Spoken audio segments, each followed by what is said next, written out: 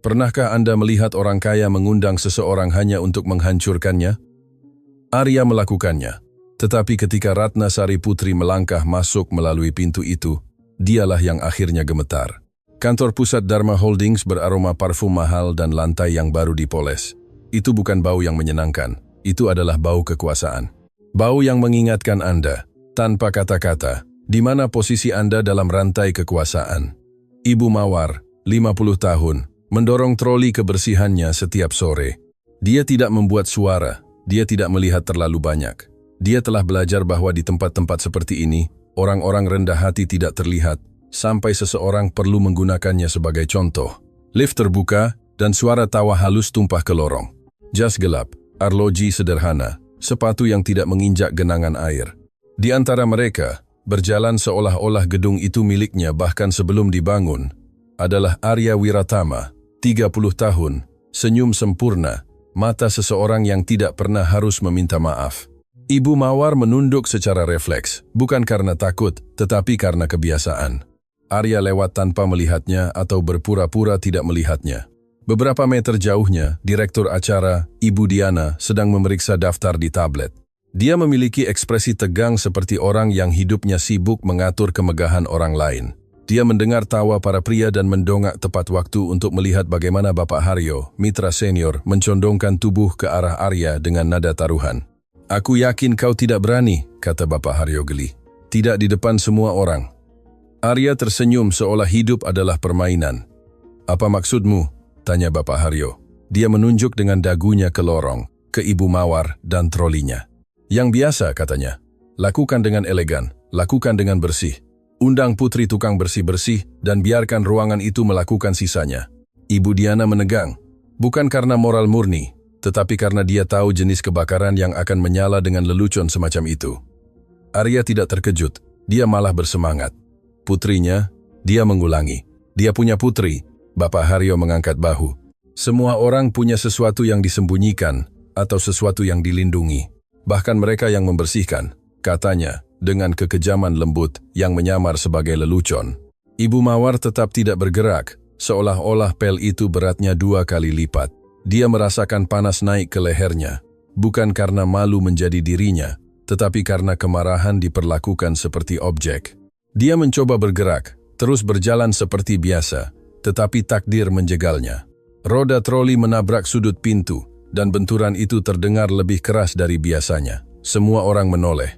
Arya melihatnya untuk pertama kalinya seolah-olah dia tiba-tiba ada. Senyumnya tetap utuh. "Ibu Mawar, kan?" katanya ramah dalam bentuk, dingin di hati. "Semuanya baik-baik saja." Ibu Mawar menelan ludah. "Ya, nak," jawabnya menunduk sedikit. Bukan karena menyerah, tetapi agar tidak memberi mereka alasan lebih. Arya melihat troli, lalu melihatnya. "Katakan sesuatu," katanya dengan suara penasaran palsu. "Putri Anda bekerja?" Ibu Mawar merasakan sengatan di perutnya. "Putriku?" gumamnya. "Ya, dia bekerja." Ibu Diana mengangkat pandangan dari tabletnya. Dia tahu apa yang akan terjadi. Arya tersenyum lebih lebar. "Sempurna," katanya. "Karena pada hari Jumat kita ada gala, acara penting, dan saya ingin putri Anda hadir." Lorong menjadi sunyi, bukan karena rasa hormat, tetapi karena terkejut. Ibu Mawar membeku. "Putriku?" tanyanya tanpa bisa menyembunyikannya. Arya mengangguk seolah menawarkan suatu kehormatan. "Ya, saya ingin dia melihat bagaimana dunia nyata bergerak," katanya. "Lagi pula, selalu bagus untuk menginspirasi." Bapak Haryo tertawa kecil. Ibu Diana mencengkeram tabletnya dengan tidak nyaman. Ibu Mawar merasa napasnya tercekat. "Itu bukan undangan, itu jebakan yang dibungkus pita. Kurasa dia tidak." Ibu Mawar mencoba. Arya memotongnya dengan kelembutan yang menyakitkan. "Katakan saja dia datang," katanya. "Dengan senang hati saya akan memberikan alamatnya." Dia mendekat cukup dekat, sehingga Ibu Mawar bisa mencium parfum mahal dan meninggalkan kartu hitam di tepi troli seolah-olah meninggalkan koin di meja. "Siapa namanya?" tanya Ibu Mawar. Dia tidak ingin mengatakannya, tetapi jika dia tidak mengatakannya, itu akan memperburuk keadaan. Dan di gedung itu, orang seperti dia tidak menang dengan menolak. "Ratna Sari," jawabnya dengan tenggorokan tercekat. "Ratna Sari Putri." Arya mengulangi namanya dengan senyum lambat. "Ratna Sari," katanya. "Baiklah, katakan padanya untuk datang. Saya ingin mengenalnya." Dan dia pergi, meninggalkan lorong berbau parfum dan penghinaan. Ibu Mawar tetap di sana, diam dengan kartu hitam di tangannya. Ibu Diana mendekat selangkah, ragu apakah akan mengatakan sesuatu, tetapi rasa takut ikut campur juga ada di lantai atas. Ibu Mawar, gumam Ibu Diana pelan, hati-hati. Ibu Mawar menatapnya tanpa kebencian, hanya dengan kelelahan. Saya selalu hati-hati, katanya. Malam itu di rumah kecilnya, Ibu Mawar meletakkan kartu di meja, seolah membakar. Itu bukan undangan, itu peringatan. Ketika Ratna Sari Putri, 25 tahun, pulang kerja, dia langsung melihatnya. Dia tidak bertanya, "Apa itu?" Dia bertanya sesuatu yang lebih dalam. "Apa yang mereka lakukan padamu, Bu?" Katanya dengan tenang. Ibu Mawar mencoba tersenyum, tetapi tidak bisa. "Mereka mengundangku agar mereka bisa mengundangmu," bisiknya, "untuk menertawakanmu." Ratna Sari mengambil kartu hitam itu tanpa tergesa-gesa. Dia membacanya. Dia mendongak. Dia tidak takut. Dia tenang, seolah-olah penghinaan itu sudah dia bayangkan sebelumnya.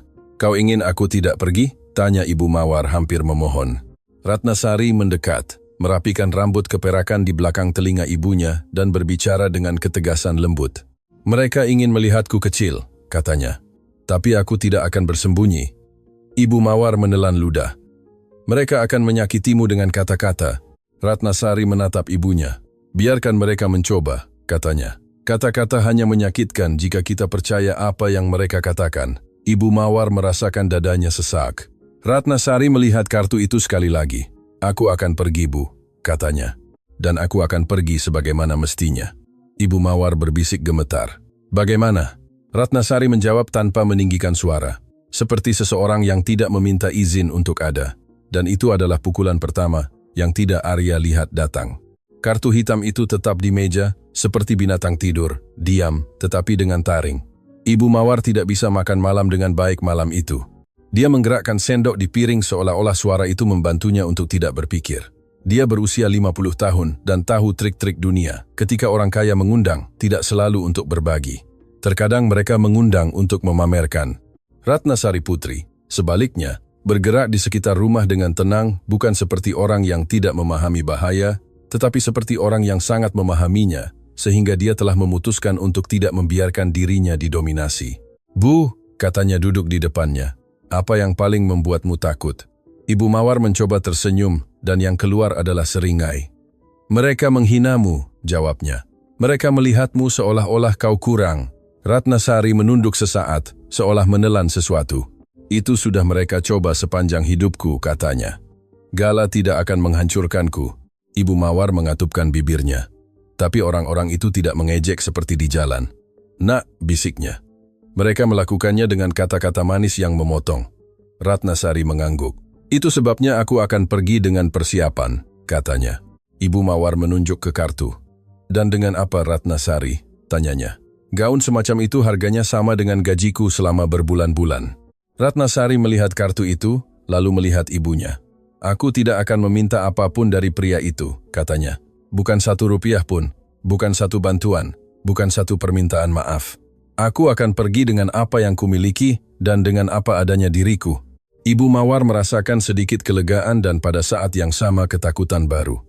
"Dan apa yang kau punya?" tanyanya. Ratna Sari bangkit dan pergi ke kamarnya. Dia kembali dengan tas kain tua. Dia mengeluarkan buku catatan kecil, pena, dan bros yang disimpan dalam kertas. Logam sederhana, tetapi terawat, dengan bentuk yang rahasia, hampir elegan. Ibu Mawar menatap bros itu seolah itu adalah kenangan. "Itu milik nenekmu," gumamnya. Ratna Sari mengangguk. "Dan milikmu," katanya. "Kau menyimpannya ketika kita tidak punya apa-apa. Aku akan menggunakannya ketika mereka mencoba membuatku merasa tidak punya apa-apa." Ibu Mawar menelan ludah. "Kau pikir dengan bros?" Ratna Sari memotongnya dengan lembut. "Bukan brosnya, Bu," katanya. "Itu artinya mereka tidak bisa membeliku." Malam itu juga, Ratna Sari membuka ponselnya dan mulai menelepon. Bukan ke toko mewah, bukan ke orang kaya, tetapi ke orang-orang nyata. Pertama dia menelepon seorang wanita tua di lingkungan itu, Ibu Aminah, penjahit, yang telah memperbaiki seragam, gaun quinceañera, dan bahkan setelan pemakaman. Seorang wanita dengan tangan cepat dan mata yang melihat jiwa. "Ibu Aminah," kata Ratna Sari, "saya butuh gaun, tapi saya tidak punya uang untuk yang baru." Di sisi lain, suara itu menjawab tanpa terkejut. Apa yang mereka lakukan padamu sekarang, nak?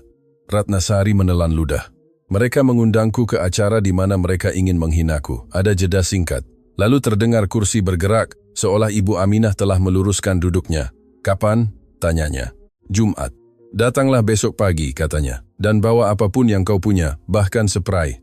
Kita lihat saja nanti. Ratnasari menutup telepon dan menatap ibunya. Ibu Mawar menggelengkan kepalanya khawatir. Aku tidak ingin tetangga melihatmu, dan kemudian mereka membicarakanmu. Ratnasari mendekat dan menggenggam tangannya. Tangan Ibu Mawar berbau klorin dan kerja keras.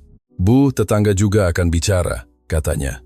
Bedanya, apakah aku akan hidup bersembunyi karena apa yang mereka katakan, atau aku akan hidup dengan berani? Keesokan paginya, sangat pagi, Ratnasari berjalan bersama Ibu Mawar ke bengkel Ibu Aminah. Itu adalah tempat kecil, dengan benang-benang tergantung, mesin tua, gunting besar, dan cermin bernoda, berbau kain dan kopi murah. Ibu Aminah membuka pintu dan melihat mereka dari atas ke bawah. Ibu Mawar, katanya. Aku sudah tahu. Ibu Mawar menunduk. Aku tidak ingin masalah, Aminah. Ibu Aminah berdecak. Masalah sudah kau punya.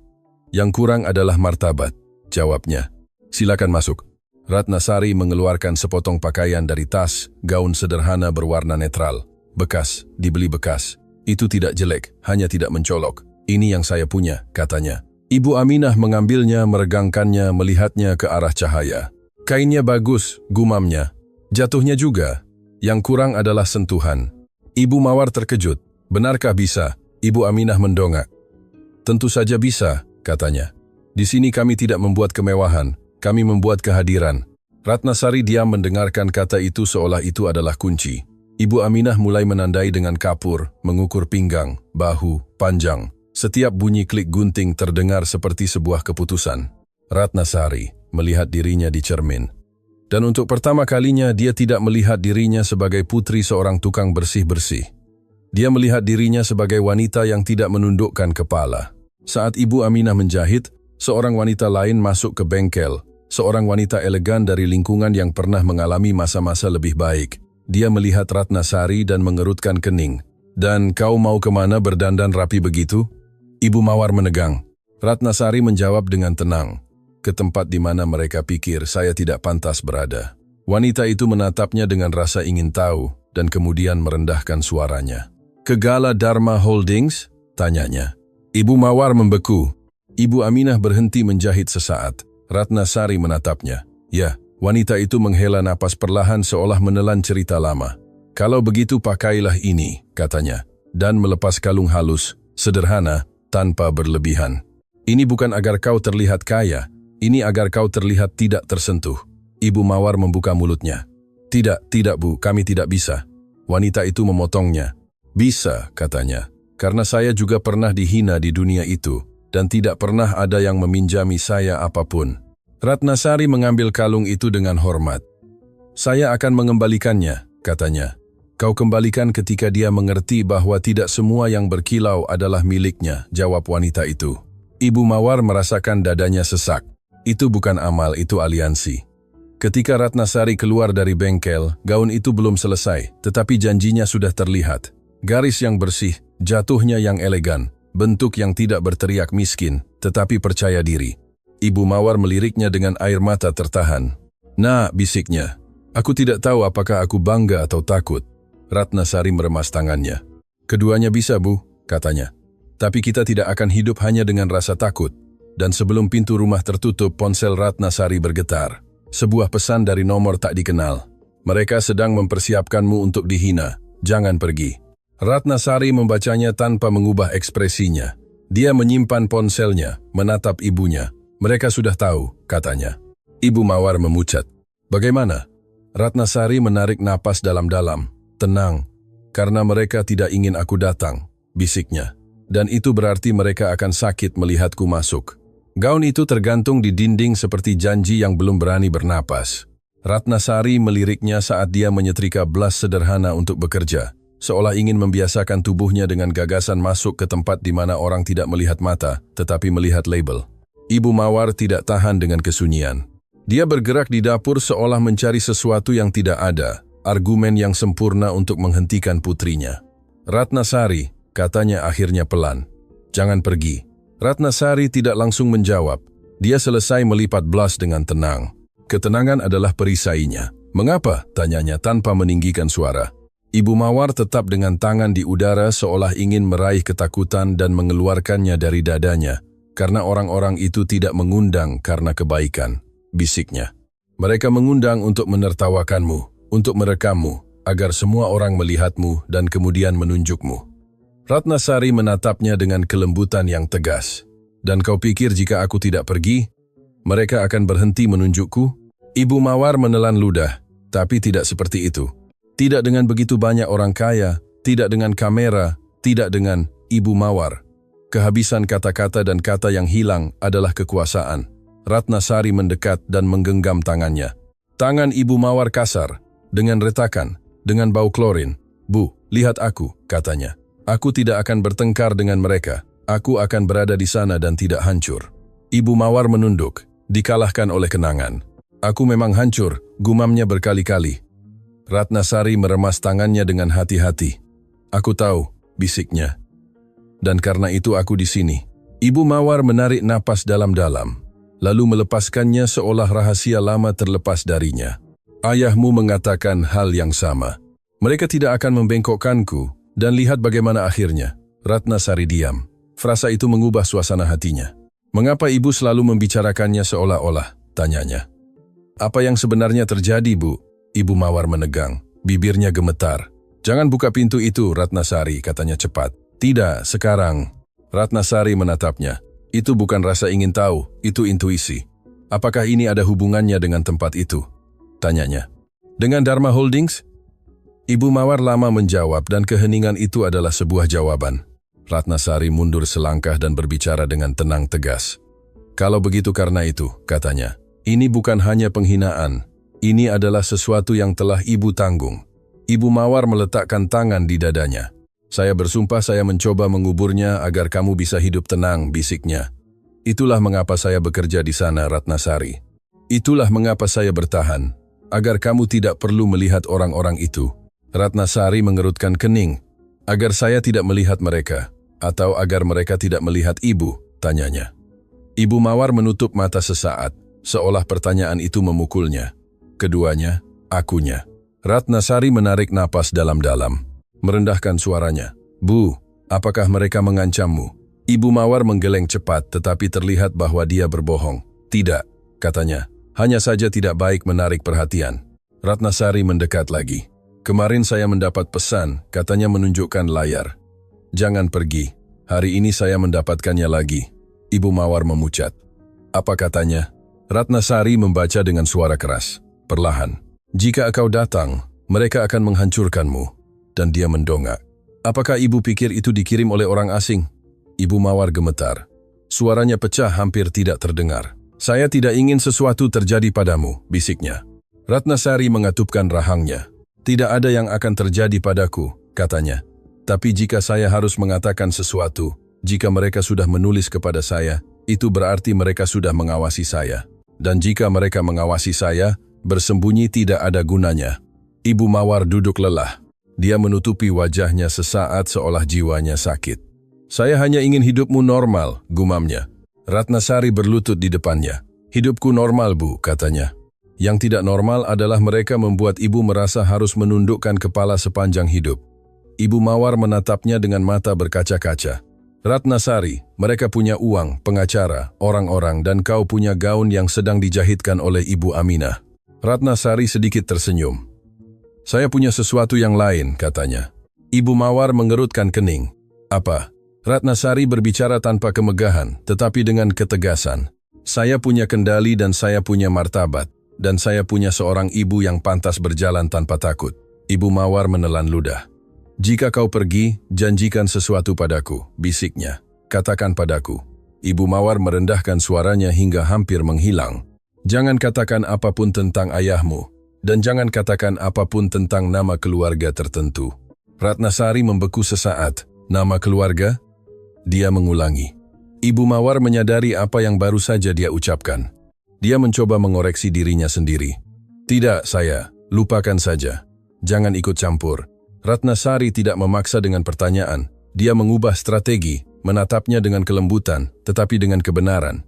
Bu, jika ada sesuatu yang ibu sembunyikan untuk melindungiku, aku tidak akan menggunakannya sebagai senjata, katanya. Tapi aku juga tidak akan membiarkan mereka menggunakannya untuk melawan ibu. Ibu Mawar meneteskan air mata diam-diam. Ratnasari memeluknya erat. Singkat, aku akan pergi, bisiknya di telinga ibunya. Tapi aku tidak akan pergi sendiri. Ibu akan pergi bersamaku, meskipun hanya di punggungku. Ibu Mawar terpisah ketakutan. Tidak nak, saya tidak bisa. Saya akan dipecat, pekerjaan saya akan hilang. Ratnasari menggeleng perlahan. Aku tidak butuh ibu pergi ke acara itu, katanya. Aku butuh ibu untuk tidak bersembunyi. Aku butuh ibu, apapun yang terjadi, untuk menyiapkan telepon dan menceritakan kebenaran saat aku kembali. Ibu Mawar menatap lantai. Kebenaran apa? Ratnasari menyentuh pipinya dengan hati-hati. Yang menghancurkanmu dari dalam. Malam itu Ratnasari menerima pesan lain. Kali ini bukan ancaman terselubung, itu jelas. Arya ingin kau datang terlambat dan berpakaian buruk. Semuanya sudah diatur. Ratnasari membacanya, mematikan layar, tetap menatap gaun yang tergantung dan, alih-alih takut, muncul ketenangan yang lebih keras. Sekarang saya mengerti, bisiknya. Mereka tidak hanya ingin menghina saya. Mereka ingin saya menghina diri sendiri. Dia menoleh ke Ibu Mawar. Bu, katanya. Besok kita akan menyelesaikan gaun itu. Dan pada hari Jumat saya akan masuk melalui pintu itu tanpa menunduk. Ibu Mawar menatapnya gemetar, seolah sudah melihat pukulan yang akan datang, dan Ratnasari, tanpa meninggikan suara, mengucapkan sebuah kalimat yang terdengar seperti janji. Kali ini rasa malu tidak akan menjadi milik kita. Hari Jumat tiba dengan langit yang bersih, seolah dunia tidak tahu apa yang akan terjadi di aula itu. Di pagi hari, di kantor pusat, suasananya terasa aneh, senyum yang lebih lebar, tatapan yang berhenti sejenak lebih lama. Ibu Mawar Putri mengepel lobi dan merasa dia diawasi seperti seseorang diawasi sebelum lelucon yang buruk. Di lantai atas, di kantor dengan kaca dan tanaman mahal, Ibu Diana memeriksa persiapan acara dengan rahang terkatup. Di tabletnya, daftar, tamu, akses, keamanan, pers menyala dan mati. Dia tahu protokol, dan dia juga tahu cara mengenali ketika sebuah acara adalah panggung untuk menghancurkan seseorang. Ibu Diana, kata suara dengan senyum. Bapak Haryo masuk tanpa mengetuk. Sudah siap untuk pertunjukan? Ibu Diana menatapnya tanpa emosi. Saya siap agar tidak ada skandal, jawabnya. Bapak Haryo tertawa kecil. Oh, ayolah. Skandal adalah jika kita mati karena bosan, katanya. Ini hiburan. Ibu Diana merendahkan suaranya. Mereka sedang membicarakan seseorang, Bapak Haryo. Bapak Haryo mendekat ke meja dan mengambil gelas kosong seolah mencicipinya. Dan Anda berbicara seolah-olah saya tidak membayar separuh gedung ini, jawabnya. Ibu Diana menelan ludah. Di dunia itu, uang selalu berbicara lebih keras daripada nurani. Di kantor lain, Arya Wiratama bersandar di kursinya, menatap ponselnya seolah memilih musik untuk pesta. Dia tidak terlihat gugup, dia terlihat geli. Konfirmasi, tanya Bapak Haryo masuk, tanpa pemberitahuan. Arya mendongak sambil tersenyum. Konfirmasi, katanya. Gadis itu akan datang. Bapak Haryo berdecak puas. Sempurna. Kalau begitu kita aktifkan obrolan, katanya. Arya mengangkat alis. Obrolan apa? Bapak Haryo tersenyum seperti orang yang menunjukkan pisau elegan. Yang biasa, yang dari teman-teman, katanya. Daftar hitam malam ini. Arya tertawa rendah. Ibu Diana dari pintu mendengar kalimat itu dan merasakan perutnya bergejolak. Bapak Haryo membuka grup di teleponnya. Nama obrolan itu adalah lelucon halus, gala, hanya untuk yang penting. Dan dimulailah hujan pesan dengan emoji dan racun terselubung. Benarkah putri tukang bersih-bersih itu akan datang? Muka menangis. Seseorang tolong carikan dia taplak meja untuk dipakai. Muka menangis karena tertawa. Aku bertaruh dia datang dengan sepatu Keds. Arya, suruh dia lewat pintu servis. Muka, tolong pasangkan mikrofon padanya saat bersulang. Sudah siapkan tempat duduknya? Arya membaca sambil tersenyum seolah itu normal. Bapak Haryo menulis satu lagi, yang menandakan niat sebenarnya. Aturan, tidak ada yang membantunya, tidak ada yang menyelamatkannya. Hari ini dia belajar tempatnya. Ibu Diana merasakan dingin. Ini kejam, katanya akhirnya masuk. Arya bahkan tidak bergeming. Ini sosial, jawabnya. Dia belajar atau dia hancur. Ibu Diana mencengkeram tabletnya. Ini bukan kompetisi, Arya. Ini seseorang. Arya bangkit. Muda, Sempurna dengan kesombongan yang tidak perlu meninggikan suara. Ibu Diana, Anda menjual citra, katanya. Saya membeli kebenaran dan kebenarannya adalah dunia itu bukan untuk semua orang. Bapak Haryo mendekat ke Ibu Diana dengan senyum hiu. Jika itu membuat Anda tidak nyaman, jangan melihat, katanya. Tapi jangan menghalangi. Ibu Diana tetap diam. Bukan karena pengecut, tetapi karena perhitungan. Dia tahu bahwa jika dia pergi, dia tidak akan melihat apa-apa, dan jika dia tetap tinggal, mungkin dia bisa mencegah sesuatu yang lebih buruk. Di lorong, Ibu Mawar masih bekerja. Dia mendengar tawa dari atas dan merasakan sesuatu seperti sengatan. Dia memaksa dirinya untuk bernapas dan tidak menangis. Tiba-tiba dia mendengar namanya. Ibu Mawar, kata seorang penjaga pelan mendekat. Hei, jangan mendekati aula hari ini. Ibu Mawar mendongak. Kenapa? Penjaga itu menelan ludah tidak nyaman. Karena mereka membicarakan sesuatu, gumamnya. Sesuatu tentang putrimu. Ibu Mawar merasakan dunianya menyempit. Hal apa? Penjaga itu melihat ke samping. Mereka akan membuatnya terlihat buruk, bisiknya. Itu bagian dari pertunjukan.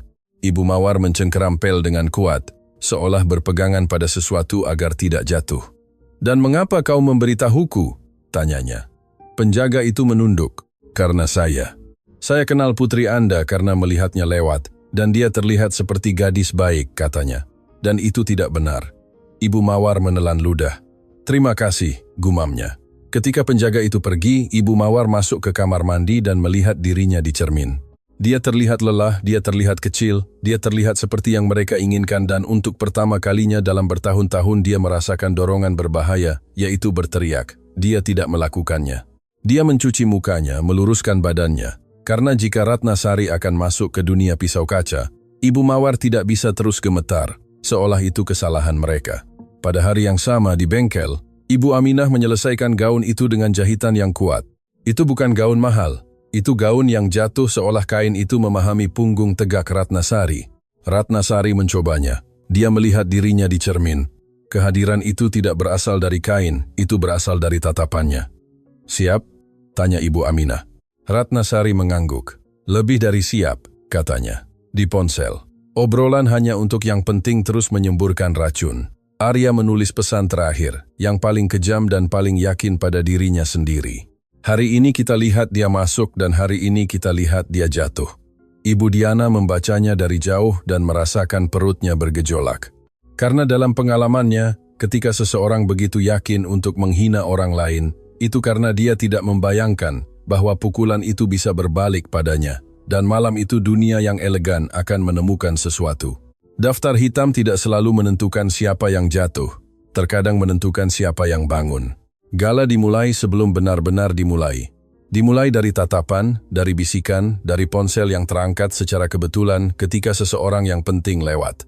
Dimulai dari musik lembut dan tawa yang terdengar terlalu keras, seolah uang harus menonjol bahkan di tenggorokan. Ibu Diana berjalan di antara meja-meja memeriksa detail. Gelas-gelas berjejer, lampu-lampu dingin, bunga-bunga putih, panggung bersih untuk pidato.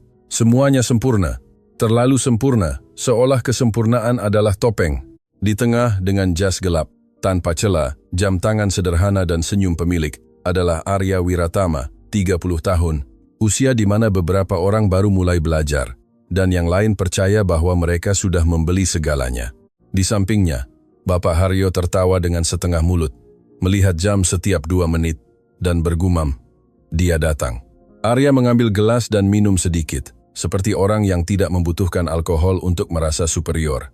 Dia akan datang, katanya. Konfirmasi. Dan ketika dia tiba, semua orang akan mengerti apa yang terjadi ketika Anda salah tempat. Bapak Haryo tersenyum. Pastikan kamera siap, bisiknya. Ibu Diana mendengar kalimat itu dan mengatupkan giginya. Dia melihat seorang pelayan muda gemetar dengan nampan. Dia melihat seorang gadis staf merapikan taplak meja dengan ketakutan dan dia memikirkan hal yang sama yang selalu dia pikirkan. Di dunia itu, orang-orang di bawah bekerja agar orang-orang di atas bersenang-senang. Aula itu dipenuhi nama-nama, pengacara, pengusaha, influencer berjas, istri-istri berparfum, semuanya dengan kilau dingin di mata mereka, kilau orang yang mencium pertunjukan. Dan kemudian pintu utama terbuka. Tidak tiba-tiba, dengan tenang, dengan percaya diri. Musik terus berlanjut. tetapi udara berubah. Ratnasari muncul di ambang pintu. Dia tidak masuk terburu-buru. Dia tidak masuk sambil melihat ke lantai. Dia masuk seolah-olah pintu itu miliknya sejak dulu.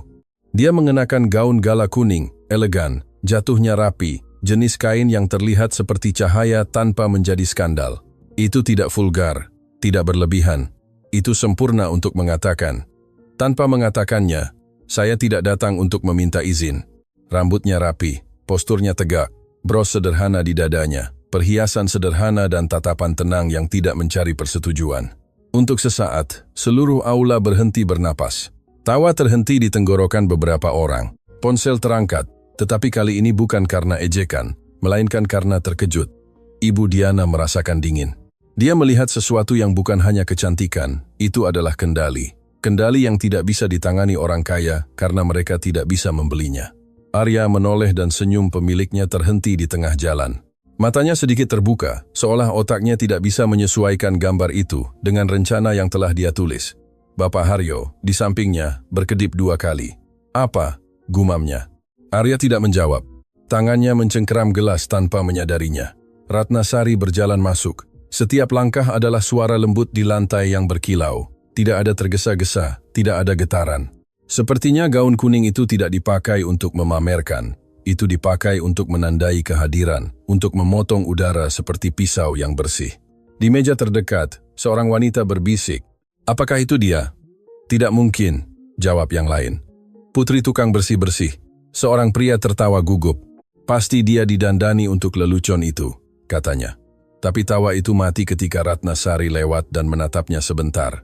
Bukan dengan jijik, dengan ketenangan yang membuatnya merasa diawasi untuk pertama kalinya dalam hidupnya. Ibu Diana maju secara profesional berusaha agar tidak ada yang lepas kendali. Selamat malam, katanya mendekati Ratnasari. Saya Ibu Diana. Dari acara, selamat datang. Ratnasari menatapnya dengan sopan santun yang nyata. Bukan pura-pura. Terima kasih, jawabnya. Sangat terorganisir dengan baik. Ibu Diana terdiam sesaat. Cara bicaranya bukan seperti orang yang datang tersesat. Itu seperti orang yang tahu di mana dia berada. Butuh sesuatu? Tanya Ibu Diana merendahkan suara. Ratnasari sedikit tersenyum. Hanya saja jangan menempatkan saya di sudut, katanya. Saya datang untuk melihat langsung. Ibu Diana merasakan pukulan itu. Dia mengangguk, dimengerti. Dari jauh, Arya sudah mendapatkan kembali sebagian senyumnya. Tetapi sekarang itu berbeda. Bukan ejekan, itu adalah upaya putus asa untuk mendapatkan kembali kendali. Dia berjalan menuju Ratnasari dengan langkah percaya diri, dikelilingi oleh tatapan. Ratnasari putri, katanya mengulurkan tangan seolah sedang memberikan bantuan. Senang sekali Anda menerima. Ratnasari menatapnya dan butuh waktu sedetik untuk meraih tangannya. Detik itu adalah penghinaan baginya, meskipun tidak ada yang menyebutkannya. Arya Wiratama, jawabnya seolah sedang membacanya. Terima kasih atas undangannya. Bapak Haryo mendekat dari belakang dengan senyum palsu. Kami suka melihat orang-orang melampaui diri mereka sendiri, katanya. Ini menginspirasi. Ratnasari menatapnya dengan kelembutan yang tegas. Ya, katanya. Yang menginspirasi adalah melihat betapa kerasnya orang berusaha untuk merasa di atas. Bapak Haryo membeku sesaat. Arya tertawa cepat untuk menutupi pukulan itu. Saya suka sikapmu, kata Arya memaksakan pesona. Ayo, akan saya kenalkan dengan beberapa teman. Ratnasari mengangguk. Santai, tentu, katanya. Jadi saya tidak perlu mencarinya. Arya berkedip. Dia tidak mengerti kalimat itu, tetapi dia merasa terganggu. Saat mereka berjalan, obrolan hanya untuk yang penting meledak dengan pesan. Siapa yang mendandani dia? Bukan ini rencananya, Arya. Terbalik. Dia terlihat terlalu bagus. Hati-hati, ini tidak lagi lucu. Bapak Haryo menulis cepat, dengan kemarahan terselubung. Tenang, kita jatuhkan dia saat bersulang. Ibu Diana melihat Arya dan Ratnasari berjalan menuju tengah aula. Dia melihat Ratnasari dikelilingi oleh tatapan, tetapi tanpa membungkuk, dan untuk pertama kalinya dia memahami sesuatu dengan jelas. Malam itu pertunjukan itu bukan putri tukang bersih-bersih yang jatuh. Pertunjukan itu akan menjadi tontonan bagaimana mereka yang selalu menghina mulai kehilangan kendali atas seorang wanita yang tidak berhutang apapun kepada mereka.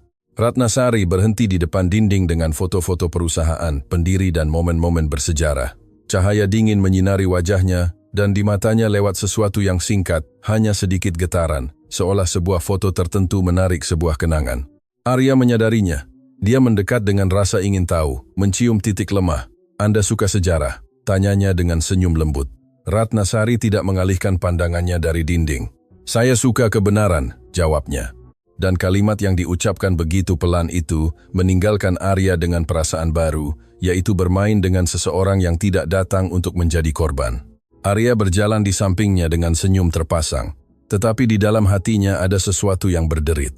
Rencana itu tidak lagi terasa menyenangkan, terasa tidak stabil, dan dia sama sekali tidak suka apapun yang tidak bisa dia kendalikan. Di aula, tatapan masih terpaku pada Ratnasari, seolah gaun kuningnya menyalakan alarm. Bisikan datang bergelombang. Satu orang tertawa, yang lain diam, yang lain merekam, tetapi semua orang melihat. Ibu Diana menjaga jarak yang pas untuk mendampingi tanpa campur tangan. Ada satu hal yang mengkhawatirkannya. Ketenangan Ratnasari tampak terlalu kokoh untuk tempat itu. Dan ketika seseorang yang kokoh masuk ke dunia kaca, kaca itu pecah atau memotong. Bapak Haryo mendekat dari belakang Arya, seperti orang yang meniupkan racun ke telinga. "Jangan terus menatapnya seolah dia telah menyihirmu," gumamnya. "Ingat mengapa kau membawanya." Arya tertawa ringan pura-pura. "Tenang," katanya. "Aku hanya memilih waktu yang tepat." Mereka berhenti di dekat meja tengah tempat beberapa tamu penting berbincang. Orang-orang dengan nama keluarga yang penting, dengan tawa yang terdengar seperti kontrak. Arya meninggikan suaranya cukup keras agar terdengar, tetapi tidak seperti teriakan, melainkan seperti seorang tuan rumah. "Hadirin sekalian, saya perkenalkan Ratnasari Putri," katanya, "seorang tamu istimewa. Dia datang untuk mengenal suasana ini." Ratnasari tersenyum sopan dan mengangguk. "Selamat malam," katanya tenang. Seorang pria tua mengamatinya dari atas ke bawah dengan tatapan yang percaya dia bisa mengukur seseorang dari jahitan. "Betapa elegan," komentarnya dengan kejutan yang tidak disembunyikan dengan baik. "Dari mana gaunnya?" Arya maju ke depan, siap menancapkan duri pertama. "Itu yang ingin saya tanyakan," katanya tersenyum. "Ratnasari, ceritakan, apakah itu pinjaman atau sewa?" Beberapa tawa halus terlepas, seolah tak terhindarkan. Pertanyaan itu dimaksudkan agar dia merasa kecil. Ibu Diana mencengkram tabletnya dengan kuat, menunggu melihat pukulan itu. Ratnasari menoleh ke arah Arya. Tenang. Dia menatapnya seolah mendengarkan dengan sabar, seperti orang yang mendengarkan anak kecil yang pamer. "Apakah Anda khawatir dengan harganya?" tanyanya lembut. Sebuah tawa tertahan di udara. Arya berkedip. Tidak, katanya. "Hanya rasa ingin tahu. Di sini kami menghargai transparansi." Ratnasari mempertahankan senyumnya. "Kalau begitu mari kita transparan," jawabnya. "Gaun saya tidak ada di sini untuk membuat siapapun terkesan. Ada di sini agar Anda tidak punya alasan untuk mengatakan bahwa Anda menghina saya karena kasihan." Aula menjadi sunyi sesaat. Bapak Haryo mengerutkan kening. Arya merasakan panas naik ke lehernya, tetapi dia menutupinya dengan tawa. "Wah," katanya. "Sungguh karakter." Ratnasari menundukkan kepala. "Karakter adalah apa yang dibutuhkan ketika Anda diundang dengan racun," katanya tanpa meninggikan suara. Seseorang terbatuk. Tamu lain menurunkan gelasnya. Ibu Diana merasa lantai miring. Ratnasari baru saja menyebutkan niat itu tanpa berteriak. Dan itu di tempat topeng adalah bom. Arya berusaha mendapatkan kembali kendali dengan pukulan yang lebih elegan. "Baiklah," katanya sambil mengangkat gelasnya. "Saya suka mendukung orang yang berusaha. Ibu Mawar adalah contohnya. Dia tidak tersenyum seolah dia murah hati. Terkadang kita perlu mengingat dari mana kita berasal." Ratnasari tidak bergerak, tetapi matanya berubah. Bukan karena marah, melainkan karena batas. "Ibuku tidak datang dari mana-mana," katanya. "Ibuku menopang tempat-tempat seperti ini tanpa kalian sadari." Arya mengatupkan rahangnya. Bapak Haryo tertawa gugup. Dia mencoba menusuk lagi. "Itu pekerjaan yang jujur." Tentu saja, hanya saja ada orang yang salah paham dan berpikir bahwa dengan berpakaian cantik mereka sudah termasuk. Ratnasari berbalik ke arah Bapak Haryo. Senyumnya tidak pecah, tetapi suaranya menjadi lebih tegas. "Dan ada orang yang salah paham dan berpikir bahwa karena lahir dengan uang, mereka sudah superior," jawabnya. "Kurasa hari ini kita semua belajar." "Henning." Lalu, dari meja terdekat, seorang wanita tertawa kecil, bukan ejekan, melainkan kekaguman. Seseorang yang lain tersenyum tanpa sengaja. Arya menyadarinya, dan itulah yang paling menyakitinya. Aula mulai menikmati melihat seseorang melawannya. Arya melangkah dan merendahkan suaranya. Hanya untuk Ratnasari, jangan terlalu bersemangat, bisiknya. Ini baru permulaan. Ratnasari menatapnya langsung. Saya tahu, jawabnya dengan suara yang sama pelannya. Itulah mengapa saya datang. Arya merasakan sengatan ketidaknyamanan. Dia menoleh ke arah Ibu Diana seolah mencari dukungan dalam protokol. Ibu Diana mendekat. Semuanya baik-baik saja Arya, tanyanya secara profesional. Arya tersenyum tegang. Sempurna, katanya. Saya hanya ingin Ratnasari merasa nyaman. Ratnasari berbicara lebih dulu dengan tenang dan elegan. Saya nyaman, katanya. Yang saya rasa tidak nyaman adalah orang yang mengatur penghinaan saya. Bapak Haryo mencengkeram gelasnya dengan kuat. Arya menelan ludah. Saat itu, musik berubah menjadi lebih lambat dan seorang staf mendekati Ibu Diana. Dalam 10 menit akan ada toast, bisiknya. Ibu Diana mengangguk dan merasakan perutnya bergejolak karena dia tahu apa yang Bapak Haryo rencanakan. Dia tahu bahwa toast itu akan menjadi jebakan langsung. Dan Arya, dengan mata terpaku pada Ratnasari, seolah akhirnya menemukan musuh yang layak, hanya memikirkan satu hal. Jika dia tidak jatuh dengan kata-kata, aku akan menjatuhkannya dengan mikrofon. Ratnasari, sebaliknya, melihat panggung di belakang, deretan gelas, layar besar, dan dalam ketenangannya muncul kepastian yang hening. Biarkan mereka mencoba. Aula terus tersenyum. Tetapi itu bukan lagi senyum yang percaya diri. Itu adalah senyum yang mengukur. Setelah serangan pertama, Ratnasari sedikit menjauh dari lingkaran Arya dan Bapak Haryo, bukan untuk melarikan diri, tetapi untuk bernapas. Udara di sana berbau parfum mahal dan es di gelas, indah di luar, dingin di dalam. Dia berjalan menuju dinding foto, galeri yang rapi dengan bingkai hitam dan cahaya putih, yang memamerkan sejarah seolah sejarah hanya kesuksesan. Pendirian tahun 2001, peresmian tahun 2007, donasi tahun 2012. Ratnasari memandang wajah-wajah, jas, tangan yang berjabat, senyum sampul majalah, dan kemudian dia berhenti di sebuah foto yang lebih tua, sedikit lebih buram dari yang lain. Di tengah, seorang pria muda berjas terang, senyum tenang, tatapan serius. Di sampingnya, beberapa karyawan berjejer dengan tanda pengenal, dan di sudut yang hampir tersembunyi di belakang tubuh lain, ada seorang wanita muda dengan rambut terikat, celemek kerja, tatapan lelah tetapi tegas. Dia bukan sembarang karyawan. Dia adalah Ibu Mawar, lebih muda, lebih kurus, dengan tatapan yang sama seperti sekarang, tetapi tanpa kerutan yang ditimbulkan oleh kehidupan. Dada Ratnasari terasa sesak. Dia tidak menangis. Tenggorokannya hanya terasa tercekat seolah ada yang mencengkeram suaranya. Jari-jarinya secara naluriah mencari bros sederhana yang dia kenakan di dadanya. Dia menyentuhnya, dan dalam gerakan itu, terlepas emosi singkat seperti pukulan ingatan. Anda menyukainya? Suara Arya Wiratama terdengar dari belakang. Lembut, palsu, hati-hati. Ratnasari tidak langsung berbalik. Menarik, jawabnya. Arya mendekat melihat foto itu seolah itu adalah trofi. Itu keluarga Wiratama, katanya. Mereka yang membangun ini, mereka yang membuatnya ada. Ratnasari akhirnya menoleh. Dia menatapnya dengan tenang, tetapi matanya membawa pertanyaan lama. Siapa dia? Tanyanya menunjuk pria berjas terang. Arya tersenyum. Ayah saya, jawabnya. Wiratama yang asli, yang tidak perlu pamer. Ratnasari mempertahankan tatapan lebih dari yang diperlukan. Anda mirip dengan beliau, tetapi tidak pada matanya, kata Arya berkedip. Kalimat itu tidak kasar, tetapi memiliki ketajaman.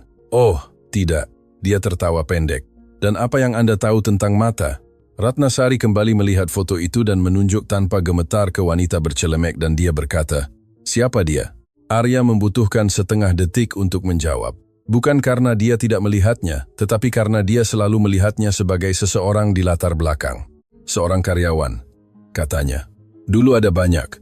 Orang datang dan pergi. Ratnasari mengatupkan rahangnya sedikit. Dia tidak pergi dari foto seperti itu secara kebetulan, jawabnya, turun. Arya mencoba tersenyum, tetapi ketidaknyamanan naik ke lehernya, karena Ratnasari melihat apa yang tidak ingin dia lihat, bagian manusia dari sejarah. Beberapa langkah jauhnya, Ibu Diana mengamati adegan itu. Sesuatu pada tubuh Ratnasari menarik perhatiannya. Cara dia menyentuh bros, cara napasnya pendek, mikrodetik di mana seorang wanita kuat hancur di dalam tanpa menunjukkannya. Ibu Diana mendekat. Semuanya baik-baik saja? Tanyanya kepada Ratnasari dengan suara profesional, tetapi mata yang penuh perhatian, Ratnasari mengangguk tanpa mengalihkan pandangannya dari foto. Ya, katanya. Hanya saja saya tidak menyangka akan melihatnya di sana. Ibu Diana mengikuti arah pandangannya dan terfokus pada Ibu Mawar muda. Dia merasakan dingin. Ibu Mawar bekerja di sana sekarang. Tetapi di foto itu dia terlalu dekat dengan para pendiri untuk hanya menjadi seseorang yang membersihkan. Arya menyadari minat Ibu Diana dan senyumnya mengeras. Ibu Diana, katanya merendahkan suaranya.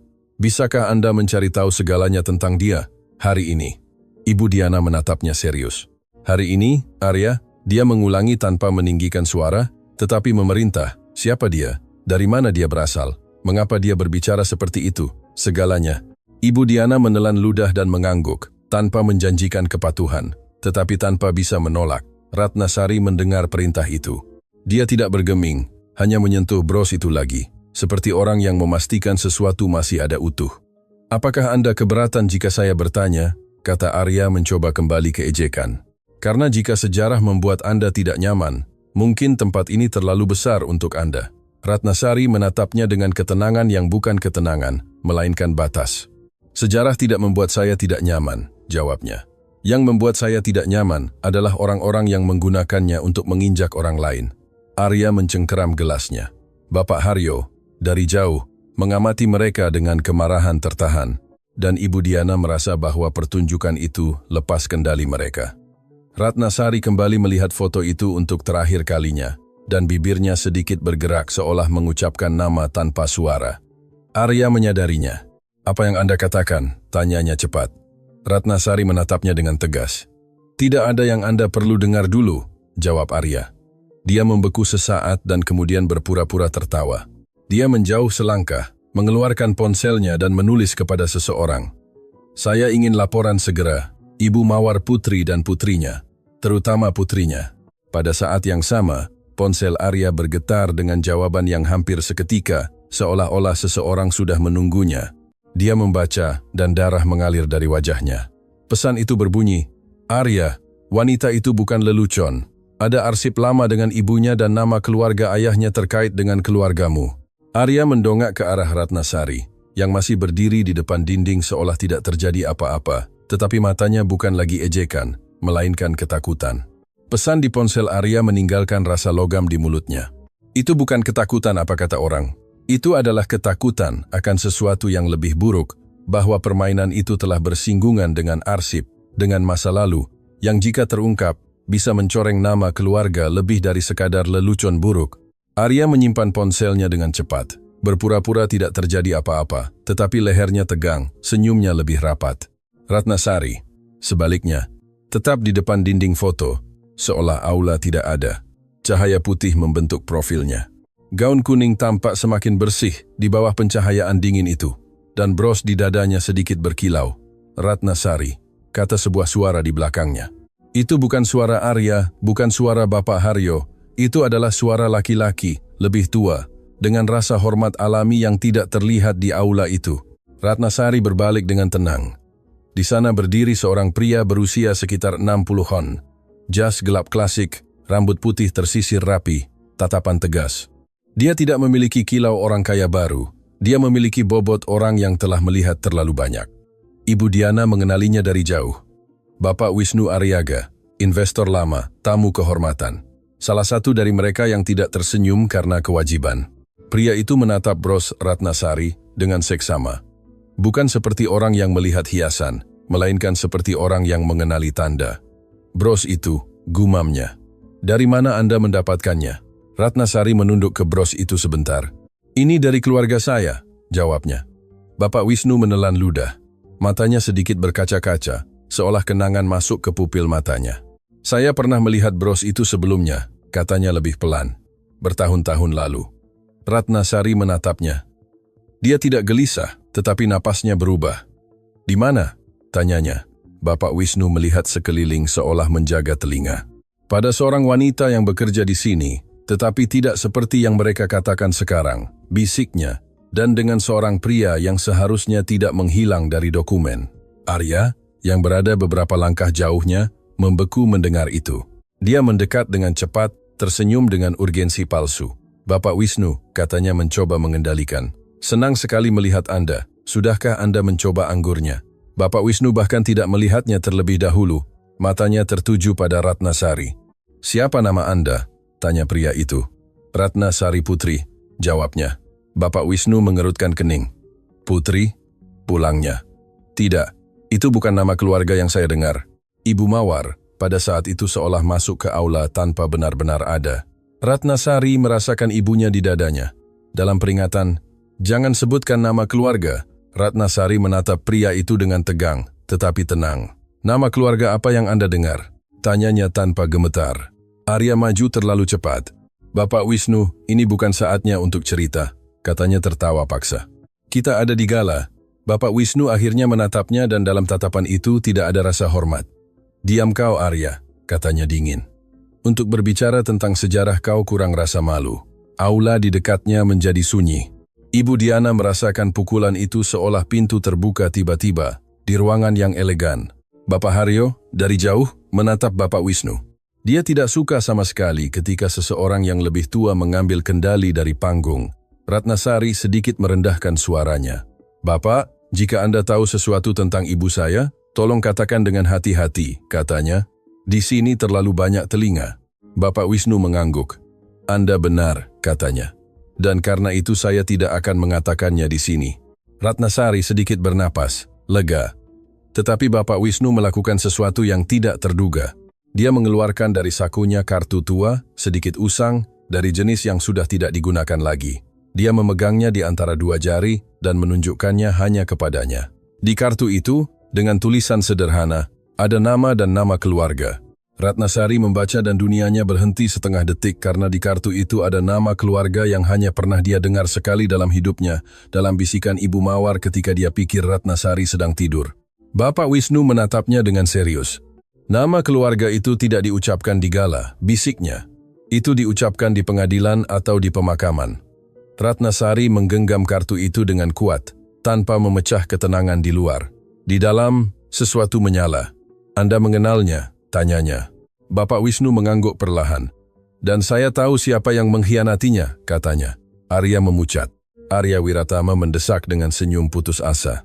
Jangan lakukan ini di sini, Bapak Wisnu. Bapak Wisnu menatapnya dan menohoknya dengan kalimat yang menusuk seperti kaca. Kalian sudah melakukannya lebih dulu ketika kalian mengundangnya untuk menghina. Bapak Haryo maju selangkah kesal. Dengan segala hormat, Bapak Wisnu, ini adalah acara pribadi, katanya mencoba mendominasi. Kami tidak butuh drama. Bapak Wisnu menatapnya seperti orang yang menatap ancaman lama.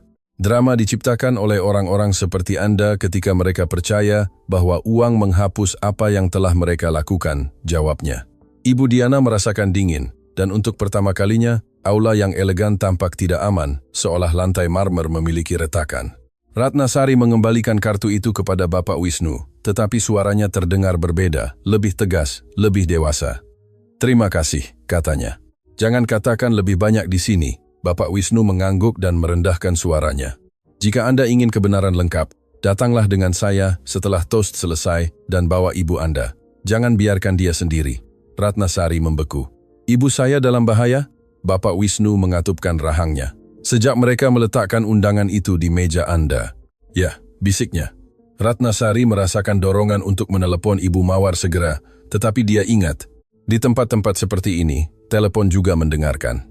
Arya, sebaliknya, tidak bisa lagi mempertahankan senyumnya. Terlihat kemarahan bercampur ketakutan. Bapak Haryo mendekati Arya, berbicara di telinganya. Cepat, hentikan ini sekarang.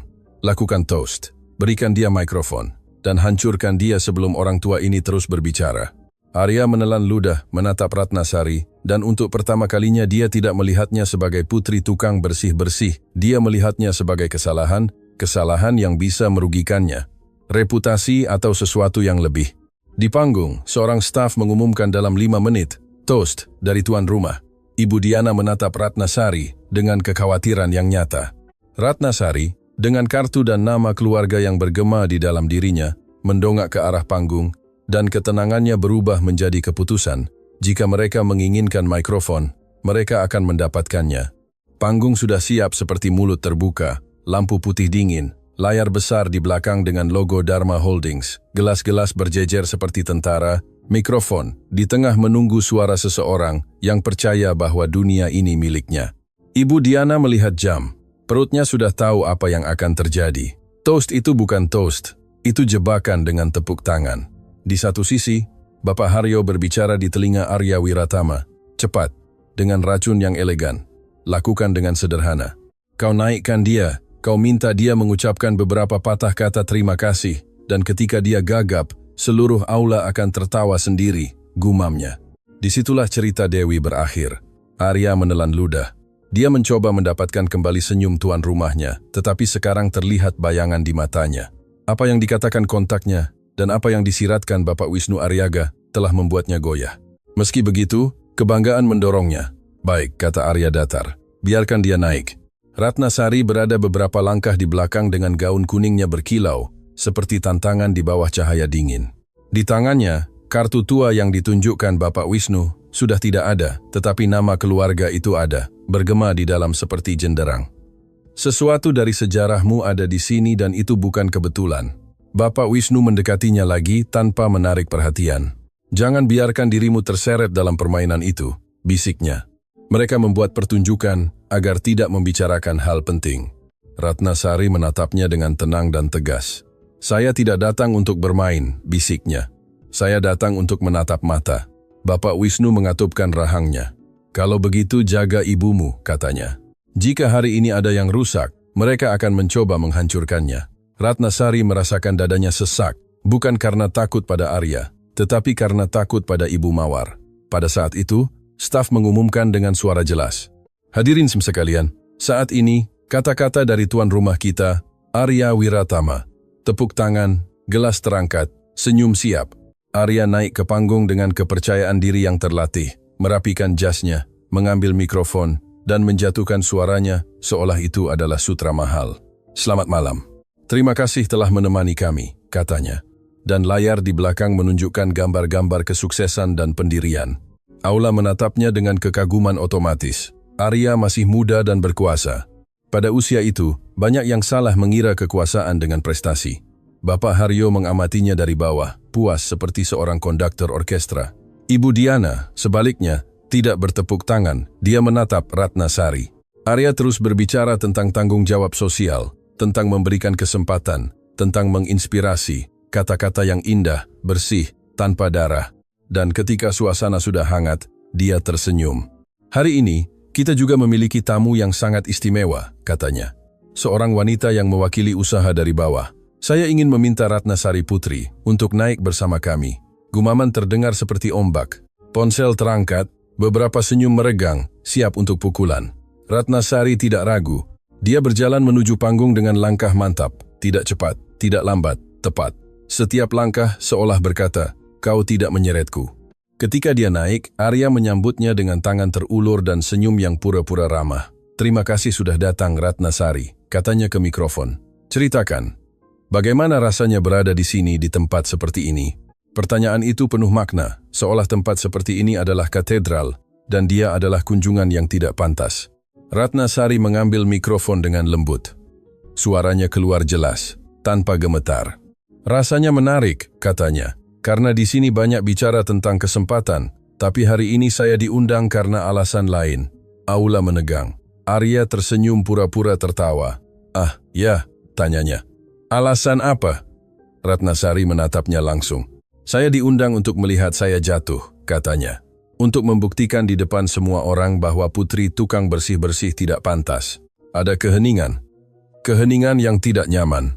Tidak ada yang tertawa seperti yang mereka harapkan karena dia mengatakannya tanpa drama, seperti orang yang menggambarkan sebuah fakta.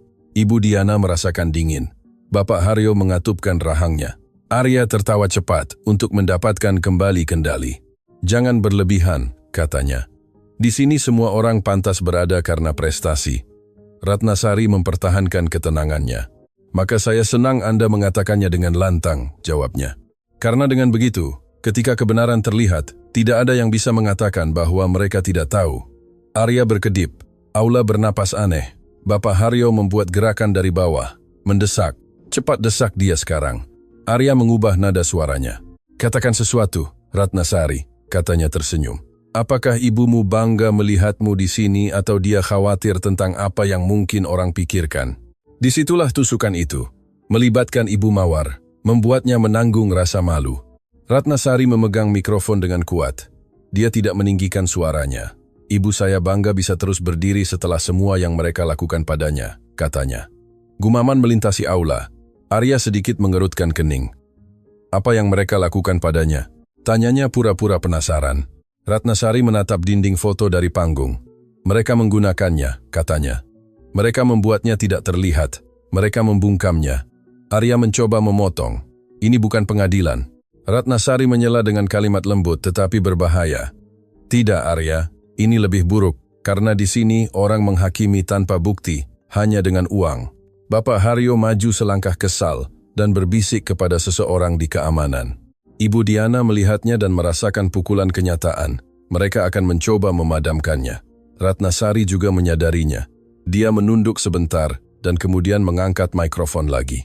Tahukah Anda apa yang paling aneh? Katanya melihat ke arah penonton. Ketika Anda tertawa di grup obrolan Anda yang hanya untuk yang penting, Anda tidak menyadari sesuatu. Aula menjadi dingin. Ibu Diana menjadi kaku. Bapak Haryo menegang seperti pegas. Arya sedikit kehilangan senyumnya. Grup obrolan apa? Katanya cepat. Ratnasari menatapnya. Grup obrolan di mana Anda menulis, tidak ada yang membantunya, tidak ada yang menyelamatkannya, jawabnya. Di mana Anda merencanakan agar saya datang terlambat, berpakaian buruk, bingung, untuk menghina saya. Gumaman yang lebih keras meledak. Beberapa kepala menoleh ke arah Bapak Haryo. Yang lain menatap Arya dengan tidak nyaman. Ibu Diana merasakan darah di telinganya. Seseorang membocorkannya, atau Ratnasari menebaknya. Bagaimanapun, aula berbau skandal. Arya melangkah ke arah Ratnasari, merendahkan suaranya melalui mikrofon yang setengah mati. Siapa yang memberitahumu itu? Bisiknya tegang. Ratnasari tidak menjawab pertanyaan itu. Dia menjawab dengan pertanyaan lain, menatap semua orang. Dan tahukah Anda mengapa mereka ingin saya datang dengan buruk? Katanya, karena jika saya datang dengan baik, mereka harus melihat saya langsung. Dan itu menakutkan ketika seseorang tidak bersih. Kata bersih jatuh dengan bobot khusus. Beberapa orang gelisah di kursi mereka. Bapak Wisnu dari bawah mengepalkan tangannya. Ibu Diana merasa udara sudah tidak terkendali. Arya menelan ludah. Bapak Haryo tidak tahan lagi dan berteriak dari bawah, mencoba terdengar lucu. Cukup, ini gala, bukan telenovela. Suruh dia mengatakan sesuatu yang bagus dan kita turun. Beberapa tawa gugup, tetapi itu bukan lagi tawa kekuasaan. Itu tawa orang-orang yang tidak nyaman. Ratnasari menatap Bapak Haryo dengan tenang. Aneh sekali Anda terganggu oleh kebenaran, katanya. Saya terganggu oleh kebohongan, terutama yang merusak kehidupan. Arya mencoba mendapatkan kembali kendali dengan pukulan terakhir. Ratnasari, katanya ke mikrofon, senyum paksa. Dengan segala hormat, Anda tidak tahu apa-apa tentang kehidupan yang hancur. Anda hanya putri seorang karyawan. Ratnasari menatapnya tanpa berkedip dan di sana, di atas panggung, di depan semua orang, dia mengucapkan kalimat yang mengubah warna Arya. Tidak Arya, saya adalah putri dari wanita yang muncul di foto pendirian Anda. Dan jika ibu saya ada di sana, itu karena sejarah Anda memiliki bagian yang Anda kubur. Aula membeku. Arya memucat. Bapak Haryo berhenti tersenyum. Ibu Diana merasa dunia miring dan kemudian dari belakang terdengar gumaman keras dan suara wanita gemetar. Ibu Mawar, kata seseorang. Ibu Mawar, apa ibu di sini? Ratnasari secara naluriah berbalik dan di pintu masuk aula, dengan seragam kerja dan mata berkaca-kaca, ada Ibu Mawar. Dia datang, bukan untuk meminta izin, tetapi karena rasa takut tidak lagi cukup untuk menghentikan putrinya. Aula tidak tahu harus berbuat apa dengan gambar itu. Ibu Mawar putri, seragam kerja, tangan gemetar, berdiri di pintu masuk gala di mana semuanya adalah jas, kilau, dan parfum mahal. Itu bukan pemandangan yang indah, itu adalah pemandangan yang nyata dan kenyataan. Ketika masuk ke tempat topeng, tidak meminta izin, itu mengacaukan. Ratnasari melihatnya dan jantungnya berdebar. Arya juga melihatnya dan untuk pertama kalinya tubuhnya bereaksi sebelum kebanggaannya.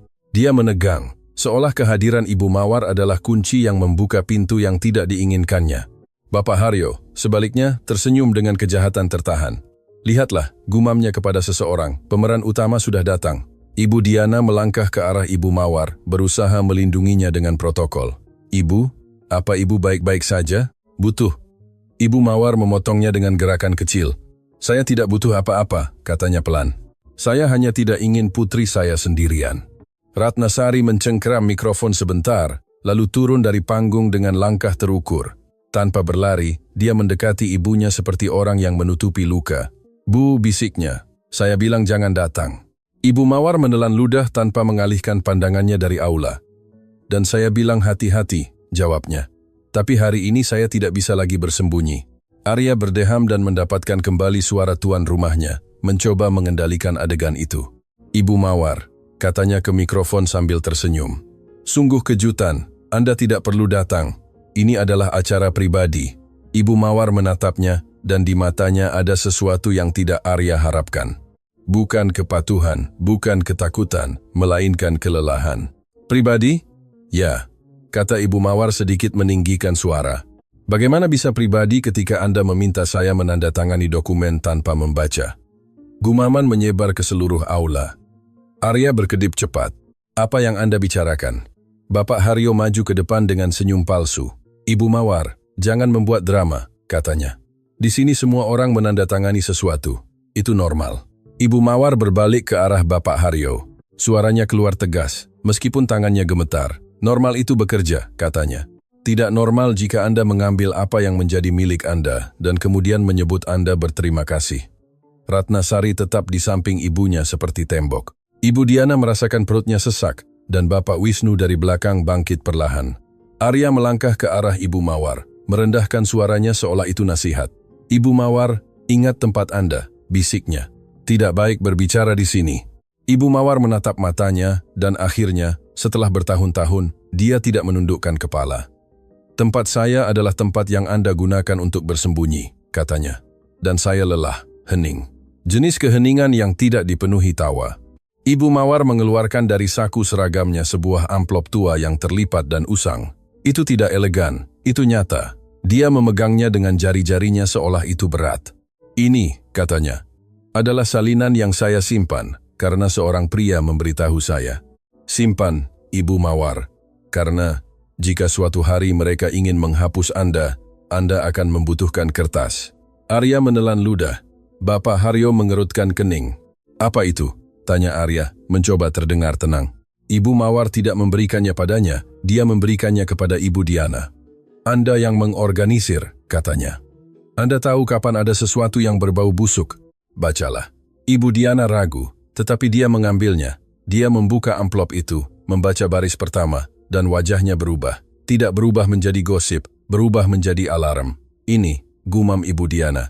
Ini adalah perjanjian kerahasiaan dan pengunduran diri, tetapi dengan tanggal yang tidak cocok. Ibu Mawar mengangguk mengatupkan bibirnya. Mereka membuat saya menandatangani bahwa saya melepaskan sesuatu yang tidak pernah mereka berikan kepada saya. Katanya, dan saya setuju untuk menjaga kerahasiaan tentang kecelakaan. Arya menjadi kaku. Bapak Haryo tertawa gugup. Oh, ayolah, kecelakaan. Itu terjadi 1000 tahun yang lalu. Bapak Wisnu dari belakang berbicara dengan suara tegas. Itu bukan kecelakaan, Bapak Haryo. Aula menjadi dingin. Arya berbalik ke arah Bapak Wisnu pucat. Anda tidak tahu. Bapak Wisnu memotongnya. Ya, saya tahu, katanya. Dan saya tahu bahwa ayah Anda membungkam orang dan saya tahu Ibu Mawar ada di sana. Dan saya tahu bahwa pria yang akan melaporkan itu menghilang dari dokumen. Ratnasari merasakan dadanya sesak, tetapi dia tetap teguh. Ibu Mawar menatap putrinya. Matanya penuh. Saya diam karena takut, Ratnasari, bisiknya. Karena mereka mengatakan kepada saya bahwa jika saya berbicara, Anda akan kehilangan ibu. Ratnasari meremas tangan Ibu Mawar. Tidak lagi, katanya pelan. Arya mencoba merebut kembali mikrofon. Terlihat keputusasaan dalam kendalinya. Ini adalah pencemaran nama baik, katanya. Keamanan, tolong. Dua pria keamanan melangkah maju, tetapi mereka berhenti ketika Bapak Wisnu mengangkat tangannya dengan otoritas yang tenang. Tidak ada yang menyentuh wanita itu, kata Bapak Wisnu. Dan jika mereka menyentuhnya, besok mereka akan menjadi berita utama dengan nama dan bukti. Ibu Diana menatap Arya gemetar. Arya, apa ini? Tanyanya. Bukan lagi sebagai karyawan, tetapi sebagai saksi. Arya mengatupkan rahangnya. Senyumnya mati. Ibu Diana, berikan itu kepada saya, perintahnya.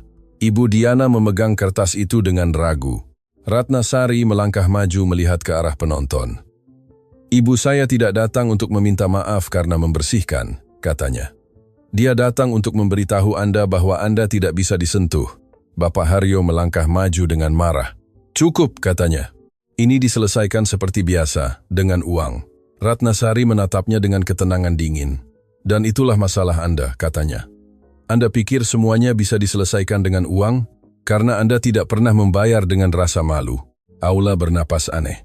Beberapa tamu tidak lagi merekam karena ejekan. Mereka merekam karena takut berada di pihak yang salah. Ibu Mawar, dengan tubuh gemetar, tetapi suara tegas, mengeluarkan bagian terakhir. Foto pendirian itu, katanya menunjuk ke dinding, bukan kenangan. Itu adalah bukti siapa yang ada di sana ketika semuanya terjadi. Arya membeku dan kemudian seorang tamu di belakang yang tetap diam berbicara untuk pertama kalinya. Saya juga menandatangani perjanjian itu, katanya, dengan suara gemetar, dan saya menyesalinya. Gumaman lain, langkah lain yang rusak. Ibu Diana mencengkeram kertas itu dan menatap Bapak Wisnu. Apa yang harus kita lakukan? Tanyanya. Bapak Wisnu tidak ragu. Daftarkan, katanya. Sekarang. Arya menelan ludah, menatap Ratnasari, menatap Ibu Mawar, menatap Aula, dan untuk pertama kalinya dia mengerti bahwa dia tidak lagi mengendalikan sebuah acara, dia menyaksikan keruntuhan. Tapi Bapak Haryo, dengan mata menyala, mendekati Arya dan membisikkan sebuah kalimat yang membuat Ibu Diana merinding. Jika kita tidak memadamkannya hari ini, besok kita yang akan terkubur. Aula berhenti menjadi gala dan menjadi bukti.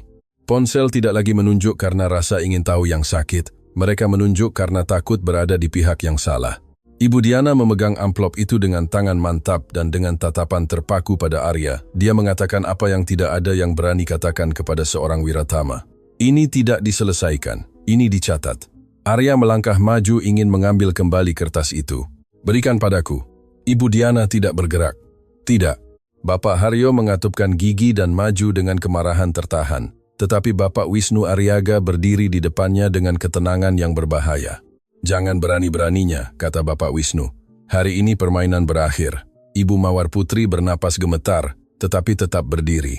Ratnasari tidak melepaskannya sedetik pun, seolah tangannya adalah jangkar. Saya diam bertahun-tahun, bisik Ibu Mawar, karena takut dan demi putri saya, tetapi tidak lagi. Seorang tamu di belakang meninggikan suara. Saya juga menandatangani perjanjian itu, akunya. Dan saya punya salinannya. Yang lain, dengan gelas di tengah udara, bergumam, saya melihat kecelakaan itu, dan saya selalu tahu bahwa mereka menutupinya. Arya memucat. Dia bukan lagi pemilik acara. Dia adalah terdakwa yang tidak terlihat. Bapak Haryo mencoba yang terakhir. Hadirin sekalian, jangan berlebihan. Kita bisa bicara secara pribadi. Ratnasari menatapnya dengan dingin tenang. Yang pribadi adalah senjata Anda, katanya. Yang publik akan menjadi konsekuensi Anda. Ibu Diana memutar nomor di ponselnya. Dia tidak berbicara keras. Dia hanya berkata, saya butuh notaris datang dan membuat akta sekarang. Arya mengatupkan rahangnya, menatap Ibu Mawar seolah ingin menghancurkannya dengan matanya. Apakah Anda benar-benar akan melakukan ini? Bisiknya. Ibu Mawar menatapnya dengan kelelahan yang tegas. Anda yang melakukannya lebih dulu, jawabnya. Ketika Anda membungkam saya. Bapak Wisnu memberikan pukulan terakhir tanpa berteriak. Dan besok, Arya, yayasan Anda akan diaudit, donasi Anda juga dan mitra Anda akan lari sendiri. Bapak Haryo berkedip dingin. Apa? Bapak Wisnu menatapnya seperti orang yang sudah kalah. Ada nama-nama yang ditoleransi kota, sampai ada catatan. Bapak Haryo mundur selangkah, terlambat mengerti. Arya menelan ludah kalah. Di dinding, foto pendirian masih ada di sana. Diam. Itu bukan lagi kebanggaan. Itu adalah bukti. Beberapa hari kemudian, kasus itu dibuka secara resmi.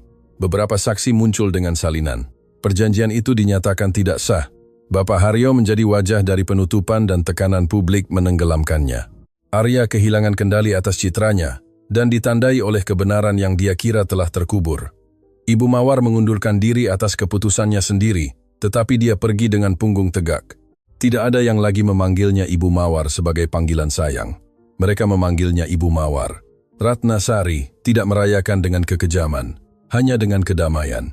Saya tidak datang untuk menjadi dewi karena sebuah gaun, katanya kepada ibunya. Saya datang untuk mengingatkan ibu siapa diri ibu. Dan Ibu Mawar akhirnya bernapas seperti orang yang keluar dari ruangan tanpa udara.